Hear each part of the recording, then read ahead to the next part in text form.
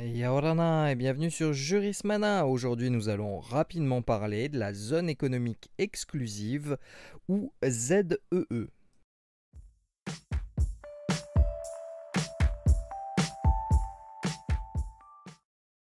La Convention des Nations Unies sur le droit de la mer, signée à Montego Bay en Jamaïque le 10 décembre 1982, codifie le découpage des espaces maritimes des États.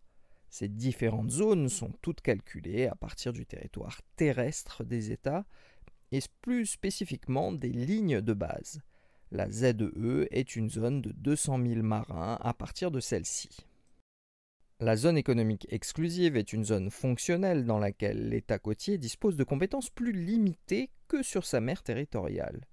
L'État côtier possède ainsi dans la ZEE des droits souverains aux fins d'exploration et d'exploitation, de conservation et de gestion des ressources naturelles, biologiques ou non biologiques, des eaux surjacentes au fond marin, ainsi qu'en ce qui concerne d'autres activités tendant à l'exploration et à l'exploitation de la zone à des fins économiques, telles que la production d'énergie à partir de l'eau, des courants et des vents. L'État côtier n'exerce pas des prérogatives de souveraineté générale dans cette zone, étant entendu que le contrôle étatique ne s'exerce que sur un objet limité, soit l'exploitation économique, mais au sens le plus large possible, de cet espace. Ainsi, l'État côtier a également juridiction en ce qui concerne la mise en place et l'utilisation d'îles artificielles, d'installations et d'ouvrages, la recherche scientifique marine et la protection et la préservation du milieu marin.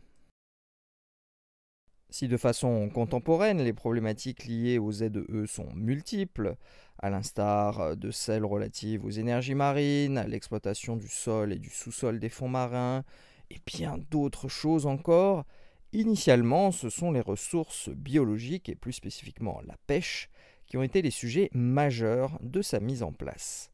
Les États en développement voulaient protéger les stocks halieutiques adjacents à leur territoire.